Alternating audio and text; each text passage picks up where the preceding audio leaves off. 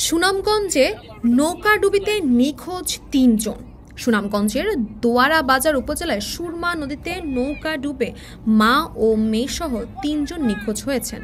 মঙ্গলবার সকাল 10:30টার দিকে উপজেলা সদরের সুরমা নদীর আজমপুর খিয়াঘাট এলাকায় এই ঘটনা ঘটে। নিখোঁজদের উদ্ধারে পুলিশ ও ফায়ার সার্ভিসের লোকজন কাজ করছে।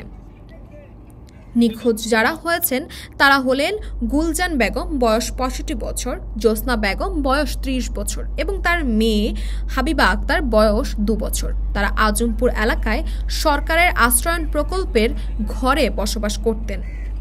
জ্যোৎস্নার গ্রামের বাড়ি উপজেলার সদর নাওগাঁ। তার স্বামী আইন উদ্দিন। গুলজান বেগম পশ্চিম মাসিমপুর গ্রামের নূর আলীর স্ত্রী।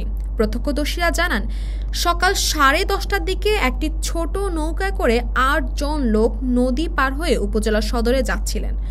পাহাড়ি ঢল নামায় নদীতে এখন প্রবল স্রোত। নৌকাটি মাঝখান দিয়ে পানির তোড়ে ডুবে যায়। তখন খিয়াঘাট ও আশেপাশের লোকজন কয়েকটি নৌকা দিয়ে দ্রুত সেখানে গিয়ে 5 জনকে উদ্ধার করেন। বাকি 3 জন পানিতে ভেসে যান। Doara Bazar fire station incharge Mohammad Abdul Hannan বলেছেন, আমরা উদ্ধারের কাজে আছি। নদীতে প্রবল স্রোত, তবুও আমরা চেষ্টা করে যাচ্ছি।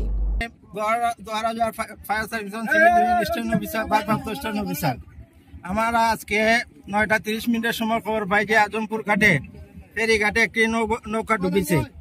তাৎক্ষণিক আমরা স্টেশন থেকে মুভ করে আজমঘাট ফেরিঘাটে আইয়া শুনতে পাই এখানে একটা ডেঙ্গি নৌকায় এখানে বুচ্চগ্রাম আছে। বুচ্চগ্রাম থেকে 7 জন লোক, মহিলা সহ ছোট বাচ্চা সহ, তারা এখানে নদী পাড়ি দেয়। নদী পাড়ি দেওয়ার সময় ইতিমধ্যে নদীর মাঝখানে গিয়ে নৌকা ডুবে যায়। নৌকা ডুবিতে 3 জন নিখোঁজ এবং 4 জন মানুষ সাঁতারিয়া উঠতে সক্ষম হয়।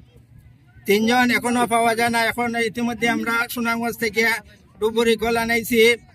আমরা ডুবুরি কল নিয়ে চেষ্টা করিতেছি যে আমরা উদ্ধার তৎপরতা চালাইছি।